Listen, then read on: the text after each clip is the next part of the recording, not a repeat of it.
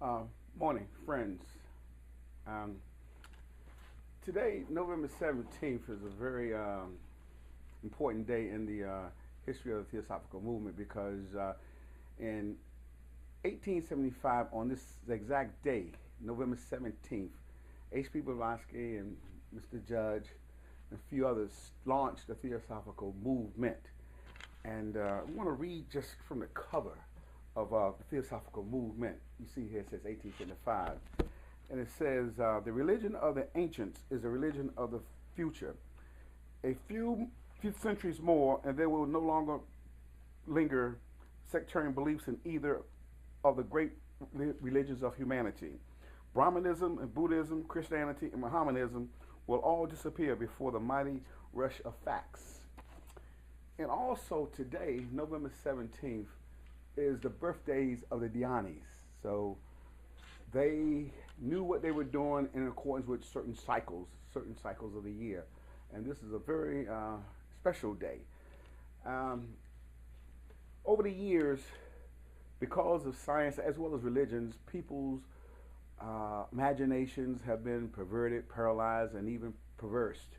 And as a result of that, they, you could say, have been in some kind of box, self-imposed, of course, of their own thinking, slaves to their own thoughts, mental, spiritual, or even physical. And what HPB, or what the Declaration of Theosophy does, it breaks people out of that box. Those who come here are invited to question, to seek answers to their own satisfaction, one can say. The attempt here is never to proselytize, always to offer information. And because of that, the platform is so large, so vast, that it doesn't have time for side issues. The work here is to present the fundamental ideas of the philosophy of theosophy, and to present the idea of a practical realization of the self through a study of the fundamentals of theosophy. We have no officers, bylaws, dues, anything like that.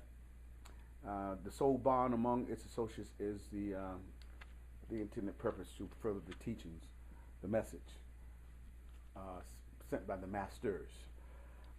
Today's talk is a practical occultism, and the reading today comes from the Bhagavad Gita, and is as follows. From the chapter, Devotion by Means of the Kingly Knowledge and the Kingly Mystery. All this universe is pervaded by me in my invisible form. All things exist in me, but I do not exist in them, nor are all things in me. Behold this my divine mystery, myself causing things to exist and supporting them all, but dwelling not in them. Understand that all things are in me, even as the mighty air, which passeth everywhere, is in space, O son of Kunti. At the end of a kalpa, all things return unto my nature, and then again, at the beginning of another kalpa, I cause them to evolve again. Taking control of my own nature, I emanate again and again this whole assemblage of beings without their will, by the power of the material essence. These acts do not bind me, O conqueror of wealth, because I am as one who sitteth indifferent, uninterested in those works. By reason of my supervision, nature produces the animate and inanimate universe. It is through this cause, O Suna Kunti, that the universe revolveth. And now today's talk, the world of elementals.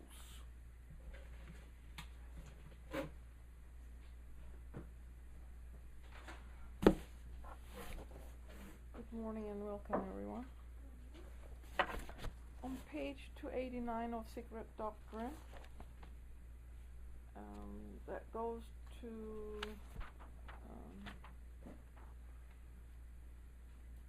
292. HPB gives us an extract from a commentary, and this is extremely important for all of the students to read for themselves. But briefly stating it, it is this. She says this is from an extract from a private commentary which was never published before, in other words. And on page 299, it says, the initial existence, which may be called while in this state of being, the one life, is, as explained, a film for creative or formative purposes.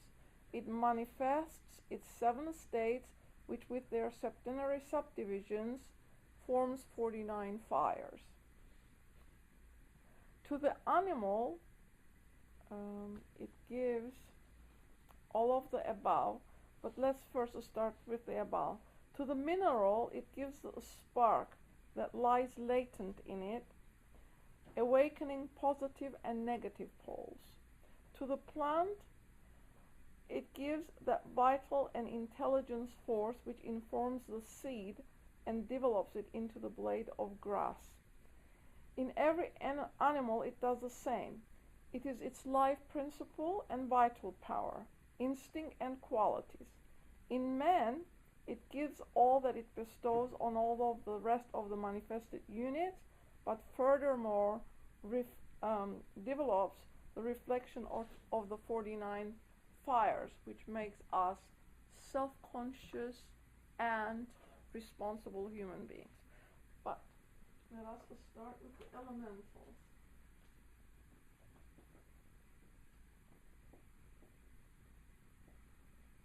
She tells us there's a film in the metaphysical world all the way coming down to the physical. What's the film? She calls it akasha, and on the lowest aspect it's the astral light. Okay. Our world then is made up of elementals, elementals being points of energy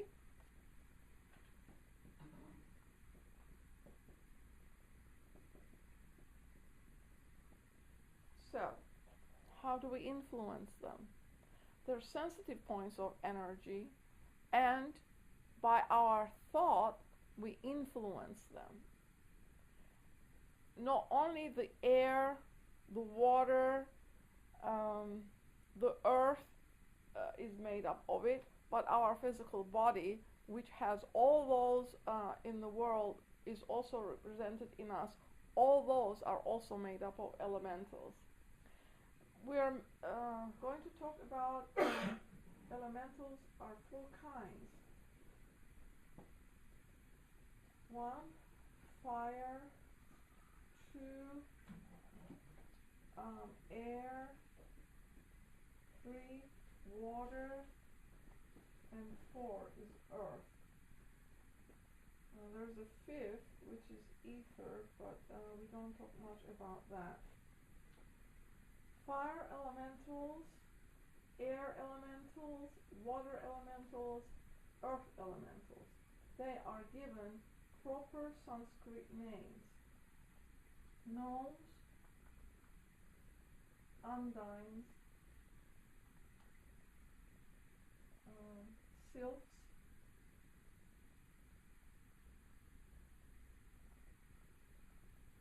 and salamanders.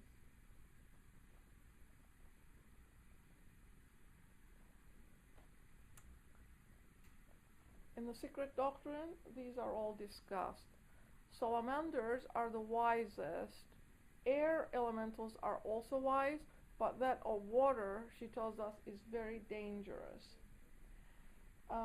Earth elementals work with the earth, and they are diminutive beings, and they cultivate all and everything around us. So what are they? They are the spirit or the soul of the elements. She tells us again in this article that all of these elementals, which constitute the soul of these 4 kinds of elementals, give it its essence, in other words. Without the soul, the points of energy, what would they be? Okay, they're bright. They have no intelligence.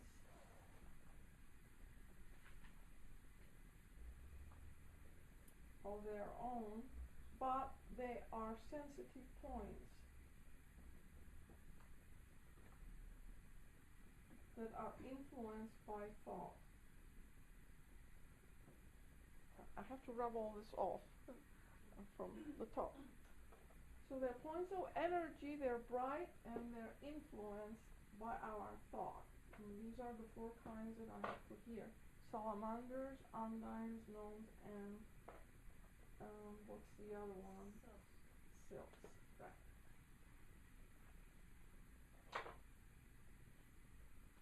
Why should we be concerned about them?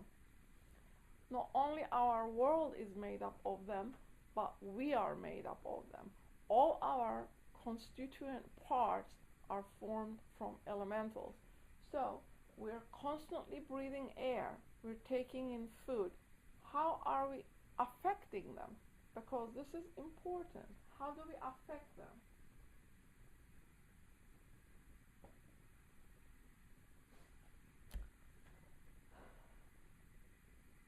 When we breathe air, we're taking it into our lungs. When we eat food, we're taking it into our bloodstream, because the nutrition that we put in is disseminated through all our sheaths. So our thought process is the most important one. Let us look at the cell. What does that remind us of? What does the circle represent? Logos.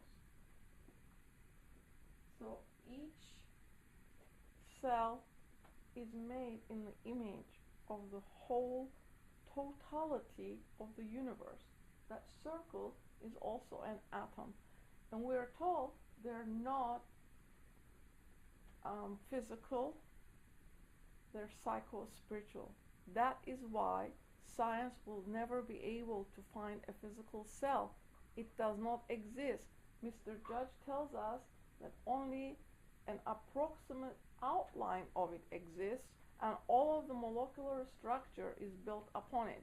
What is the molecular structure made up of? Elementals. Okay, so we have a nucleus at its center, and all of the function is directed from the center out. What about the logoid center? Is it not the same thing? The center expands towards the periphery. There is a centripetal and a centrifugal force. Is that missing in us? No, it's the same in us too. We have a heart and we have a brain, and they correspond. So all these elementals then make up the molecular structure of that cell. What is a cell? It's a miniature world, she tells us.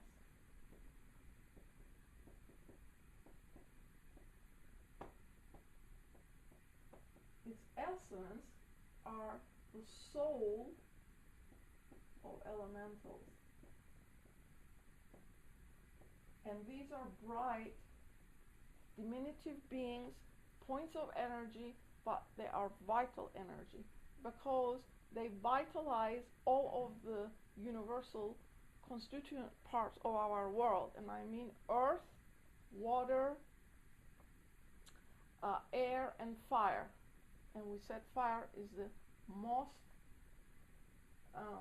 advanced of all of them, because they're wise elementals.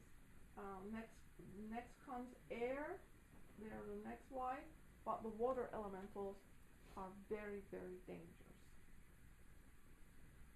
So this miniature world then is in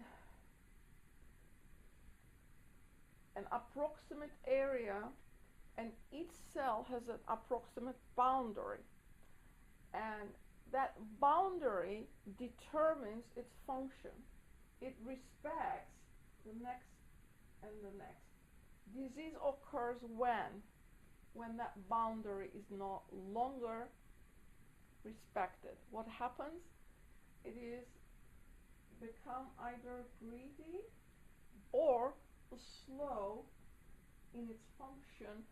It's either slow, it's not keeping up with it, or it has become really greedy and it is getting nutrient from the other cells. So This Cancer, for instance, just follows this pattern. It does not honor the boundary, and it moves into the next one. So we are told in the body there are 4 different humors.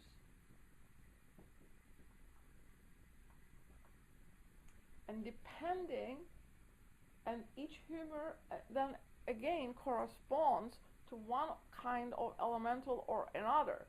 In a balanced human being, these 4 humors or 4 kind of elementals are totally in synchronicity and harmonious.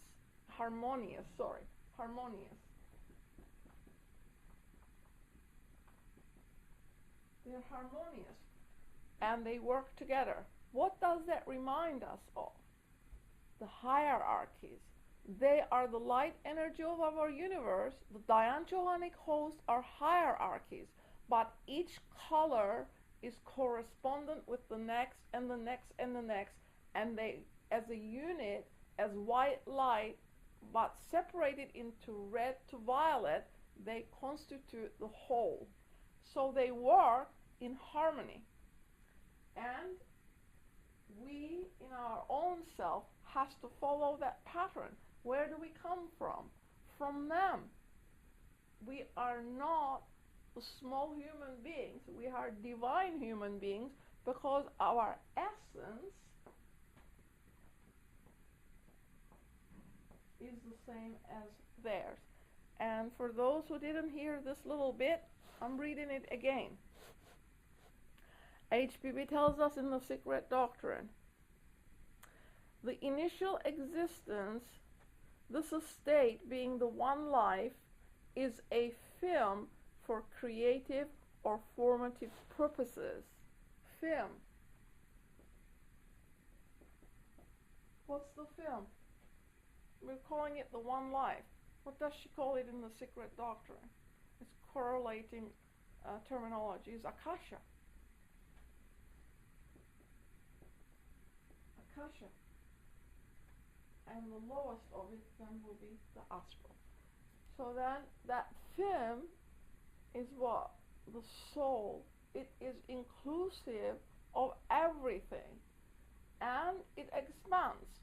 So as it expands, she says nothing can be added to it and nothing can be removed from it. The terminology is so very difficult to understand. It's the one soul. We cannot add anything to it, neither can we take anything out of it, but nevertheless it is what? It is the supporter of whatever is going to happen in that manvantara. She says it's divine Akasha, so it's a spiritual, obviously. So the essence is a spiritual.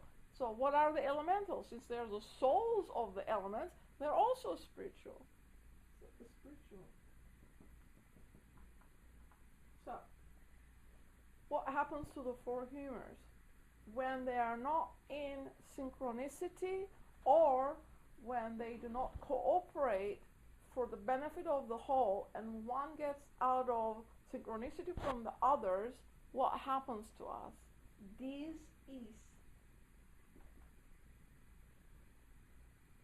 Disease results. So we are in control of our thoughts, in control of our deeds and speech. The speech then is also vibration, and these sensitive points are very sensitive to vibratory rates.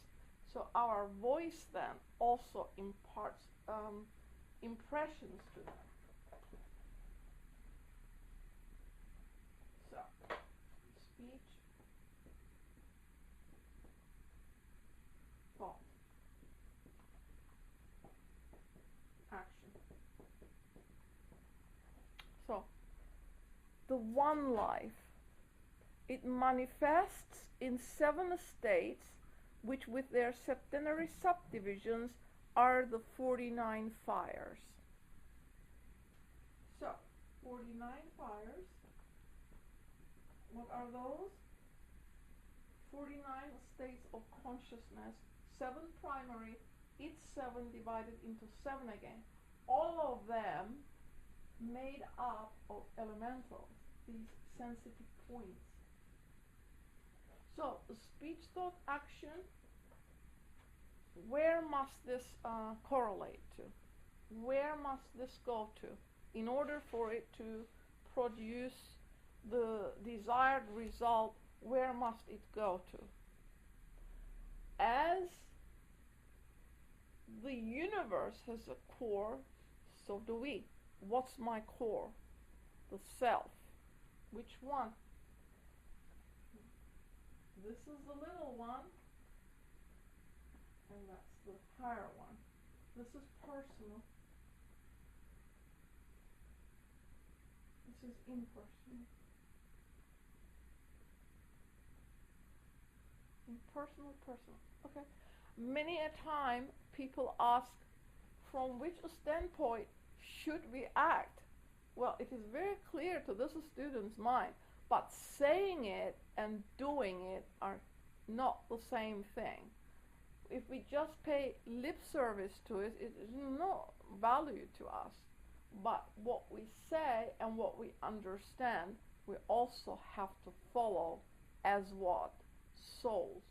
These elemental souls do their duty to nature and all of nature 100% of the time, and they only know how to do one single thing, and they do it willingly, and they're joyous. They dance. What is that called? Dance of Shiva?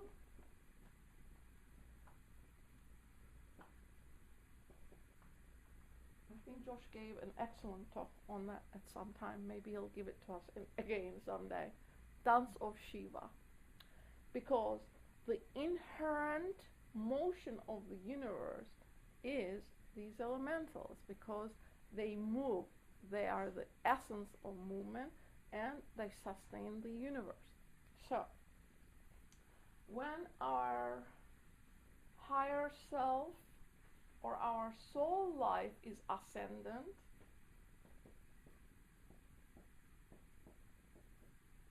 the elementals are ascendant also. They have learned to work for the higher good. We are imprinting them with that energy, that soul energy, and we're giving them that propensity to work in that direction. Now, there is a dichotomy here, but HPB says we are made out of thought, nothing but thought. And all our actions are based on thought. Thought carries the highest penalty as well as reward. If we think correctly, then we're in the right direction. If we think incorrectly, we're going in the wrong direction. This is very important for humanity at this stage of our development, because we are being prepared for a what? A higher life expression.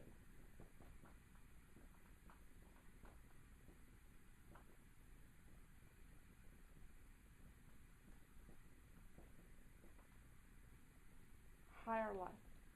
We're being prepared for it. But what does it require? Self-induced, self-devised effort. If we are thoughtless towards these diminutive beings, what do they actually reflect? What we give them. It's returned to us, because it is recorded on the Akashic light. What we give them, they return to humanity. She says that if we understand what it is we are doing, it becomes a responsibility and a duty to do it correctly, because we are the forerunners of the six that is coming about. So how do we then prepare ourselves for this higher life expression? Self-induced, self-devised effort.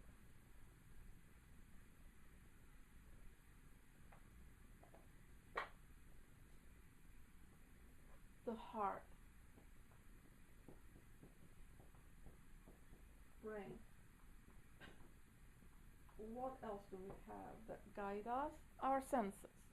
Because our senses are necessary, but Theosophical students know that the organs of sight are not the physical ones, that they exist on the inner lines of our being, and they are connected to the spiritual centers in our inner life.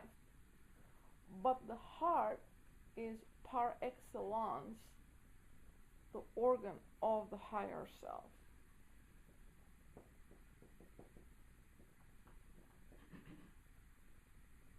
So what is it we're attracting to it?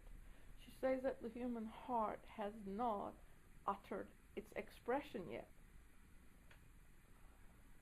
How does it utter its expression?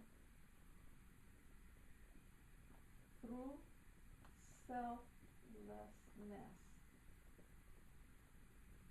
When we attune to this center, I think you called it like electrical motion, but it's the same thing.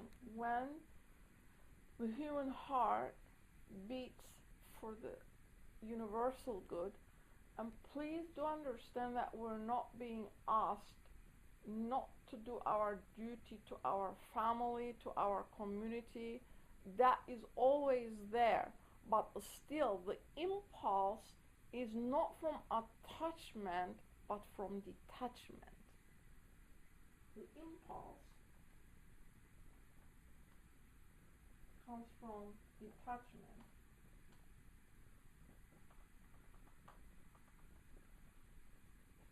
Because the highest form of love is not one that is bound, but boundless. The core of that center is Kamadeva. Kamadeva is universal love. It is that core whose expression is a concern for the well-being of all. Why? The initial existence, which may be called while in this state of being, the one life, this is the universal soul, is one. This here is one. It's not two, it's not three. It will expand and divide until it becomes on the physical plane manifested as substance that has weight and affinity. However, it is in its beginning one. So we as human beings participate in that whole life. Not only is each center a life of its own, but it is interconnected to all of the other centers. From that existence, it's only one. So it expands and its expression expands, and it is in 7 different planes, and each 7th plane has 7 different levels to itself, constituting 49. But nevertheless, at its origin, its root is one. So since our essence is the same, all of the other things also are from there. Each elemental then has a soul, and it expresses that soul life. And this is the difference between this philosophy and all the others. We are told that all of the qualities or the fires exist in everything. It's just that they're in a lethargic state in stones, partially expressed in all of the other kingdoms, until we come to the human kingdom where it is expressed. All of those fires are active in the human being. She tells us that the mind principle is partially developed because why? Because the desire principle is the most prominent, and once we overcome this and not remove it, but make it universal for service based on altruism, then what have we done? She says that this is, say, the mind. This is the intellectual mind. And the desire principle imprisons it, does not allow it to function. And she says the desire is like an octopus and holds the mind in imprisonment until we release it and allow it to do its work. Why is that important, do you think? Well, you talked about a handshake, did you not?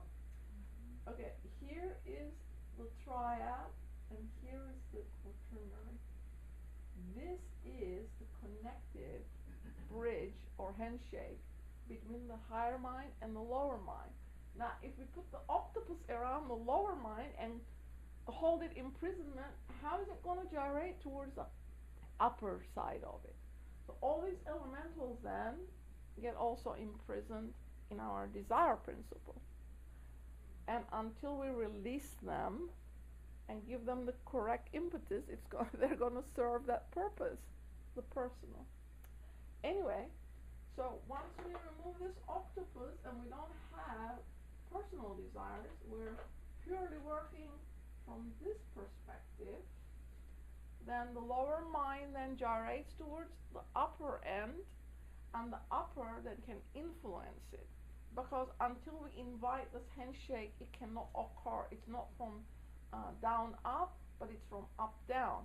But the down has to be prepared to receive it in order for it to occur.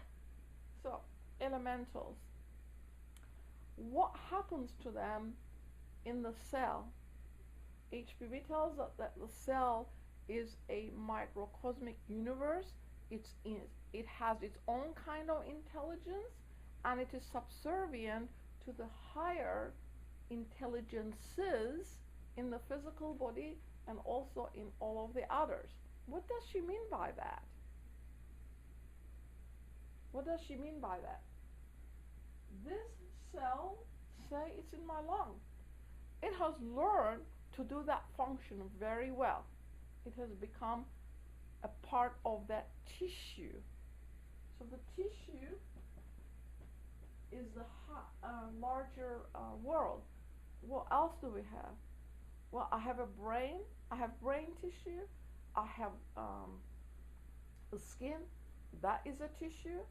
But each one has a memory of its own kind.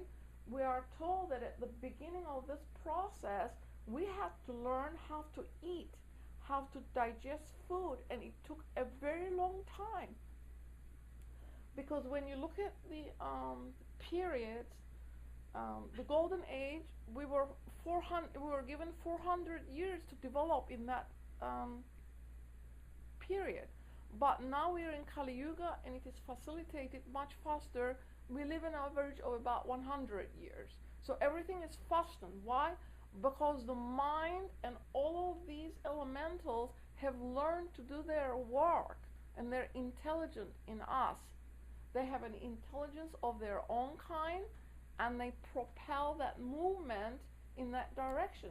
They sustain us, not just the universe with their motion, that they constitute the inherent motion of the universe, but they're also inherent motion in us because they enable digestion, they enable breathing. These are all automatic functions, belong to the cerebellum being the oldest part of the brain. But it does it automatically because it has learned its function very well. So, unless something interferes with its function, it functions very well. We are perfectly developed as human beings at this stage. In the next round, what is going to be perfected? The mind principle, because it will just not require to work through substance anymore. This is a very different way of looking at it, because that's what it says. Well, then in practicality, what would that mean? That the Mahat is going to express itself without any hindrance from substance, is what that means. Expression of Mahat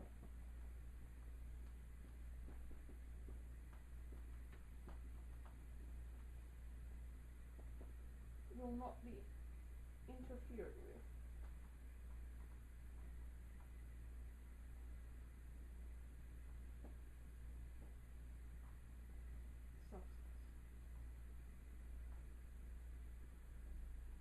Would we then require a brain? Or would we not need one? Well, it's open to question. So then elementals are the points of energy that make up our universe in all of its aspects. And perhaps there will be another one, and we will look and see what each group does in its own sphere of being. But I'm going to stop it, otherwise I won't have time to answer your questions. And now we will take your questions. So a person who has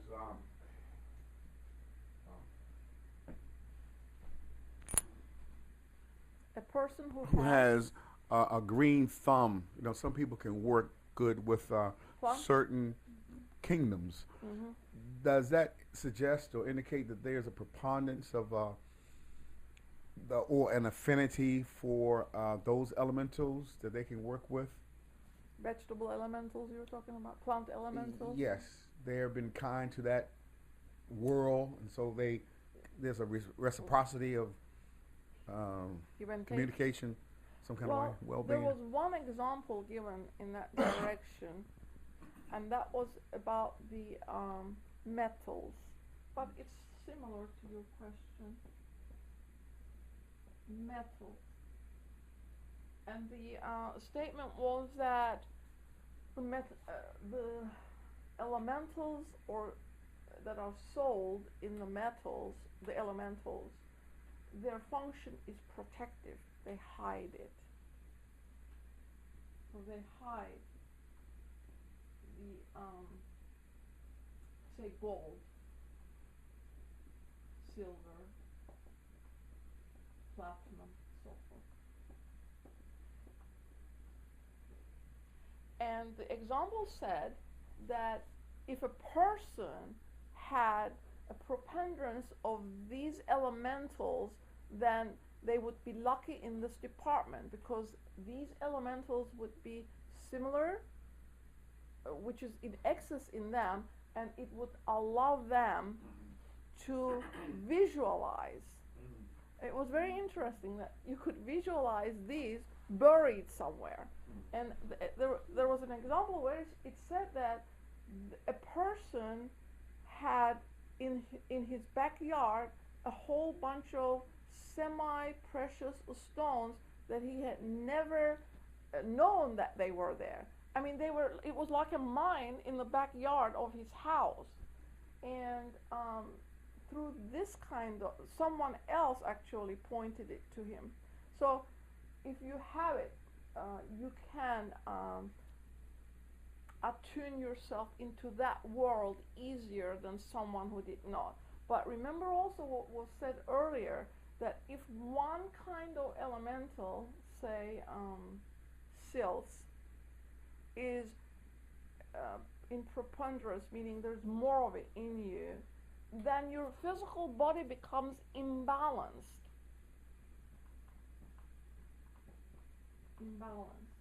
So how that really works as a student doesn't know, because on one side they're telling you that all of the elementals from each kingdom, which is air, fire, water, and soil, has to work in harmony with one another. In other words, they have to be of equal quantity. I'm not sure how that works for this balance to be maintained for the health of the body.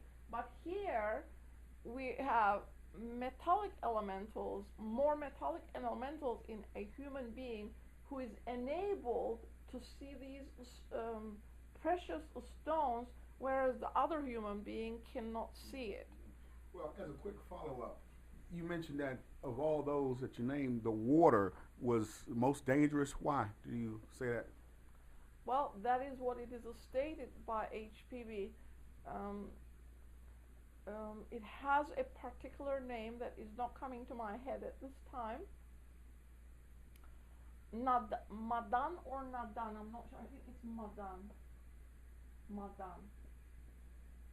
It's that name. And she says that the elementals that constitute water are mischievous, is her word. do you spell it? Yes? Mischievous?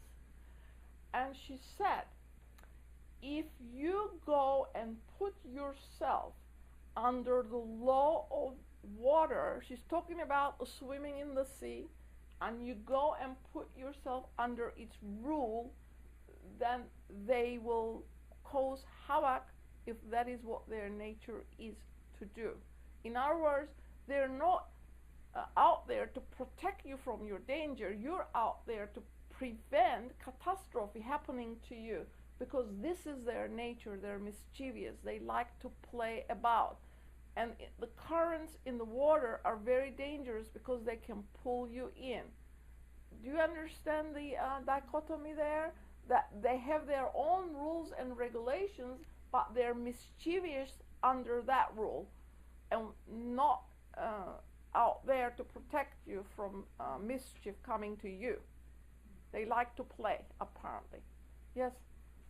I've always been fascinated with the allergies, and how can allergies to certain elements can be explained. Allergy? For me, it is very interesting that I have only one allergy to anything in the world, and I'm allergic to gold. Gold?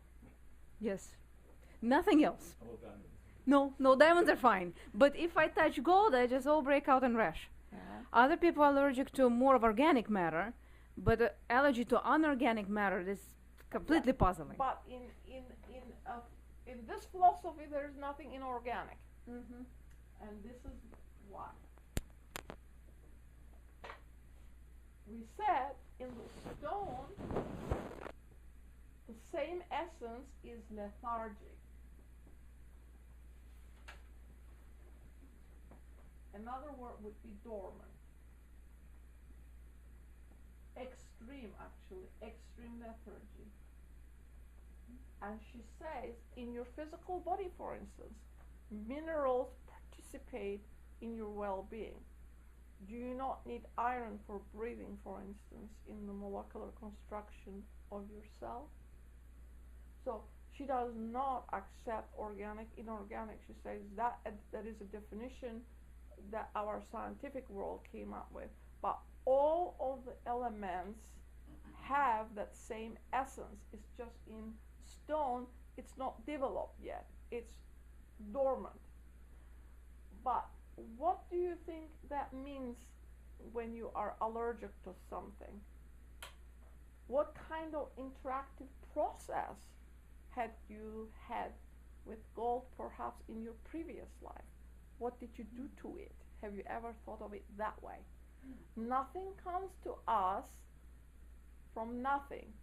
Every action, every reaction has its cause, because it is cause and effect. And this effect, in its turn, becomes a cause. Yes? So in Arabic literature or in the Islamic world, when they're speaking of the genies coming out of the bottle, stuff like that, that is the air elemental, because they sometimes are called jinns, and also feats of magics that have been attributed to the adepts throughout the years. They are employing the elementals to make that happen, would you say? Well, this student does not work in those fields yet. It would be conjecture to say what it is that they do. But the philosophy says that there is nothing magical in the universe, that everything is done under what? Law. I didn't say miracle, I meant magic. The magic does exist, but law. But yeah. Everything is done under law. So if you know how to propel and control the elementals, you can make them do what you wish.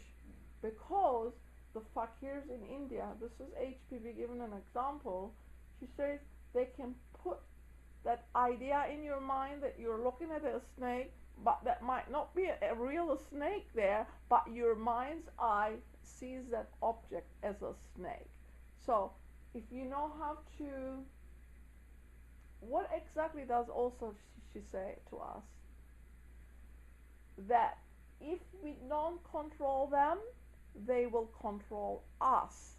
What exactly is that mean? Does that mean if we don't control them, they will control us, and they will what do to us? Cause moral ruin.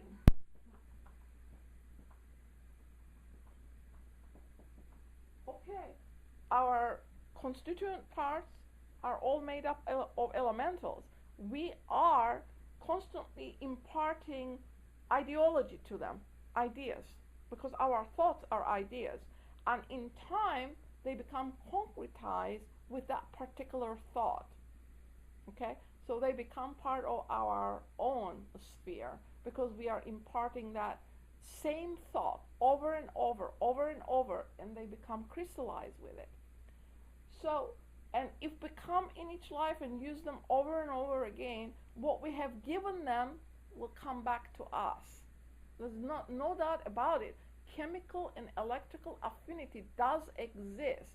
We are electromagnetic, and when we come back, as soon as we come out of Devakan, it is stated that they all, the skandhas, wait there to come back to us because we are the ones who gave them that impulse. So, if we are not imprinting them with the beneficent impulse, and we're selfish, personal, that's what they will express. But the point is, the future of humanity requires exactly the opposite impulse: impersonality, universality, altruism, expression of the higher self. So that is what moral ruin is. I'll come to you, Kathy, in a second. That is what moral ruin is. I'm causing it to myself. Nothing that comes to me comes out of the air. I have, through that cause, effect, brought it to myself. And it is my responsibility to find out what it is that I have done. What do we have to do? She says we have to heal them and release them. Kathy? That's my question, actually, is how can gratitude for them and their job, whether they are affecting us through our karma as we see it positively or negatively, heal them? How can gratitude heal them? Gratitude heals them because are you grateful for the food you eat? They're elementals coming into you, because sometimes these things become automatic in human beings, that we get the food and we just eat it very casually. And what we're asked to do is eat it in quietude with gratitude. Where? In the heart, not lip service. The heart has to express gratitude. Why? Why does it have to do that? We're eating it for all. Do not for 1 second think that we're separate from anything in the universe. Even if so, I look so, I am not. Because we talked about that physician who had a bleeding into the brain, and she said when the left side was doing something of the brain, she saw herself as a unit. When the right side of the brain was doing something, then she could not see her boundary. She became one with her universe, what was around her. So this is illusion. Please think about it when you sit in meditation or in your quiet time. This is illusion, but nevertheless it is a necessary illusion, because this is our universe. This is where we gain experience. This is where we grow. Without this growth process, the heart will not find its expression. So, are you grateful for your food? This is the simplest one we can. Are you grateful to the soil you walk on it, right? It provides movement. Are you grateful to the air that you breathe in? All these elementals have, when they come into you, a particular type of memory that they retain. So your impulse is retained. So if you're giving them that gratitude, that you appreciate them, then they are healed. Even if they come into you without that impulse and you're giving it, You're healing them, and what are you doing? You're breathing in, then you're expelling them.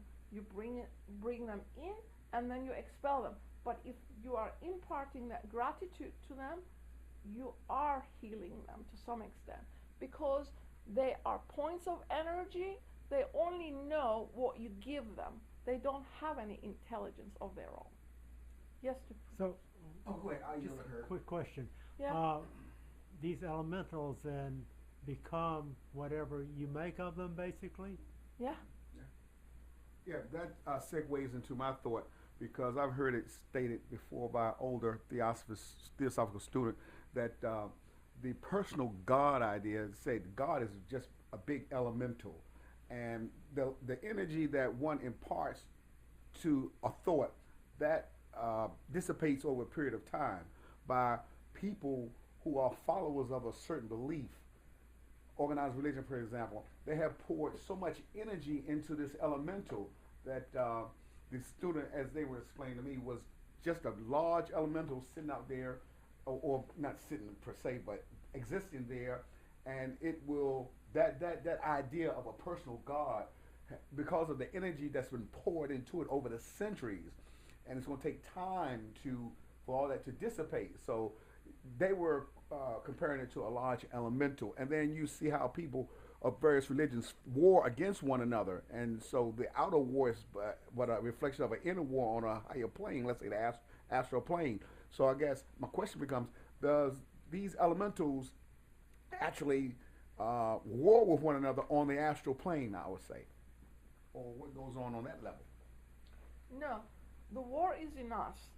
What you imprint on the astral is there, and it reflects back onto us. And how we touched on that earlier. I'm not quite sure whose talk it was. This belief that you're talking about religions is blind belief, because if an intelligent human being were to question it, it would become very apparent that there is no basis for any such. This is 140 years since HPB brought out the secret doctrine and ISIS and all of the other literature that the masters gave to the universe, humanity at that time. And how much of it have we digested is what we really need to ask. But dogma does not just belong to religion. It can belong to theosophy also. What are you doing with the information? Are you taking it in and making it your own is the question there. Because, as I said, lip service is easy, but to absorb it and make it your own, and what is that? Integration. You're integrating the principles, and your motion or your behavior then is exhibiting it. Are you willing to share your resources? Are you supporting those who do not have any resources? Because the question is asked, if there is poor and depressed in the universe, who is making them poor and depressed? Yes, each human being is responsible for their welfare, but all of the other souls are in the same pot, and we have a responsibility to the whole.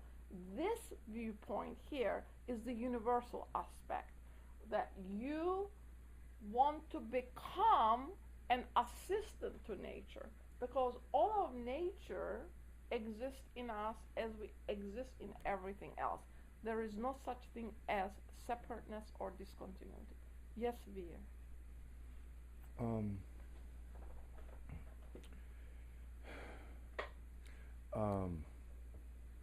So to bring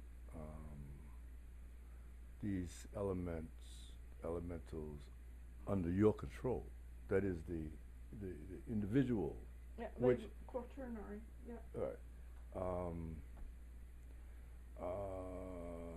Now, are you saying that? My first question was, and now I'm going to pose it as a rhetorical one. Was, well, how do you do that? But the second issue that comes to mind is something you just finished saying, and that was putting the knowledge into practice. Mm-hmm.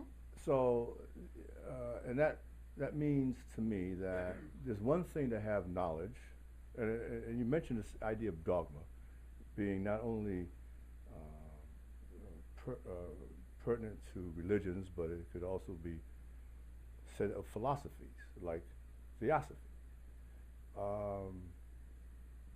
But the question is that there's one thing to have knowledge, that is to be knowledgeable, to have the knowledge, to know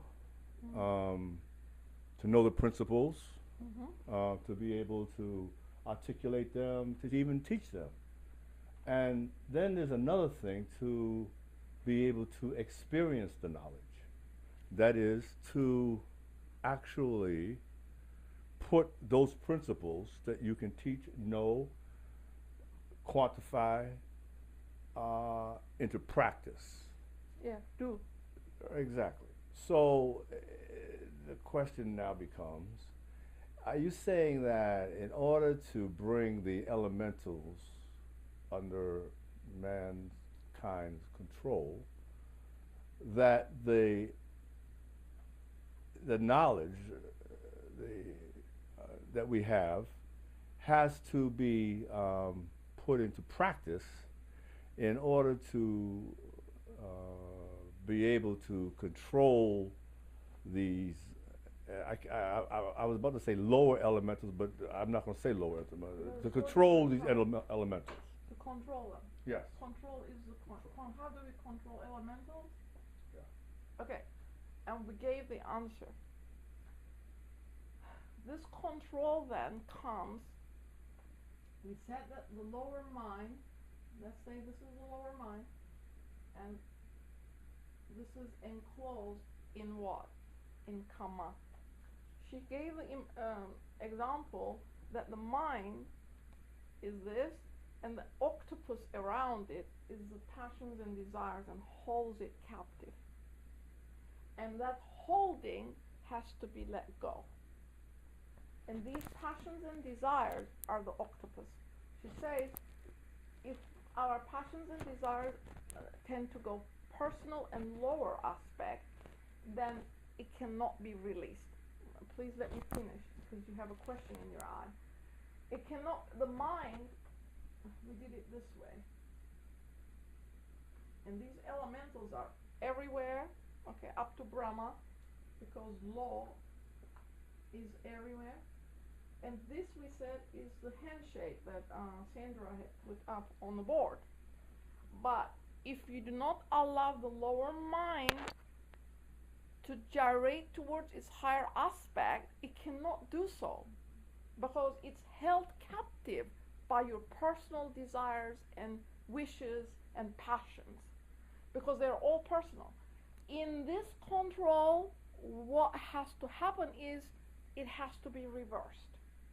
We are to become, we have to do our duty to everything, family, friends, community, nation, whatever, but from impartiality, from universality, from love of all. You can do every single duty you have from that aspect.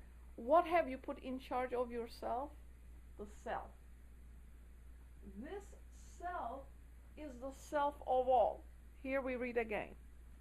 The initial existence, which may be called while in this estate, the first film, which is Akasha, the one life, this is the soul of the universe, is, as explained, a film for creative or formative purposes.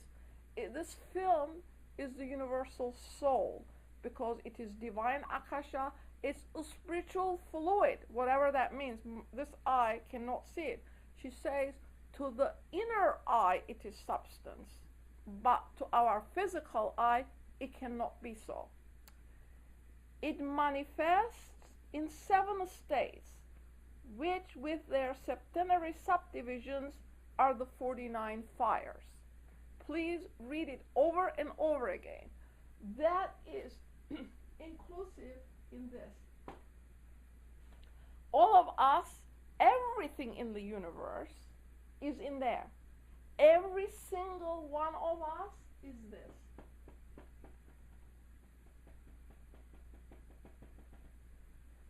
constitute the whole, all of us together. We are in it together, we progress together, our welfare is combined, not just humanity, vegetables, minerals, animals, everything together. Yes, Kathy? You used the word, excuse me, detachment earlier, and it brought to mind, wanting to control them over time, wanting to control might set up a cause that we might later have to work to undo.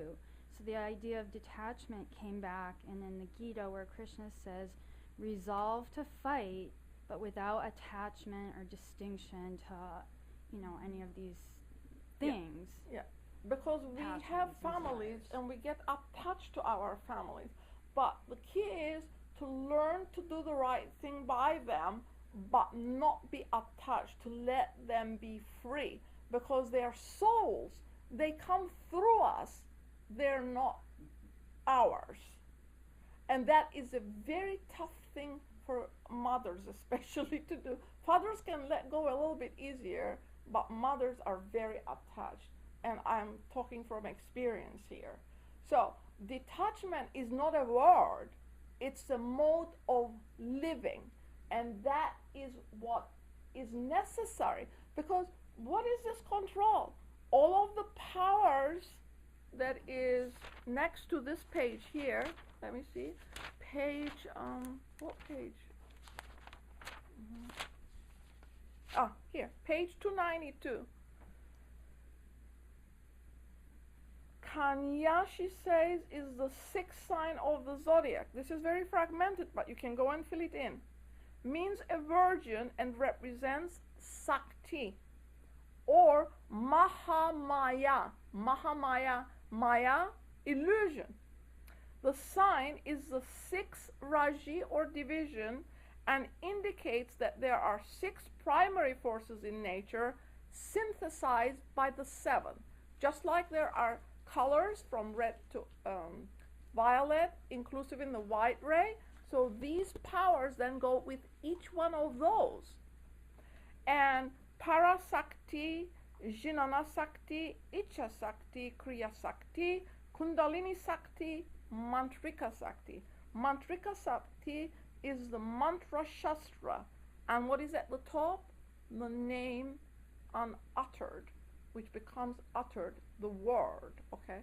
So, yes, this is metaphysics, but in its higher aspect, these powers are in us.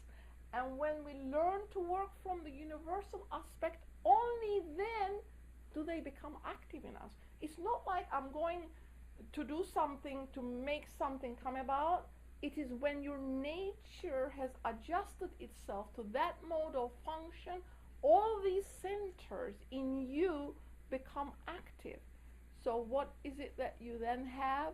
Knowledge and its practical applicability to every situation that you encounter. Wisdom. Sorry? Wisdom. Wisdom. But it's not a one-step path. It's a very narrow path that requires altruism at every step of the way, because she says it cuts both ways. And can we then stop it here, and I will answer all of your other questions outside of the 1 hour period assigned to this talk. Thank you. Okay, we're going to stop here, and we're going to start back up in the afternoon meeting, right? Yeah, we with the have a Ocean of Theosophy. a school today. Are you saying that this is what I'm getting from what you're saying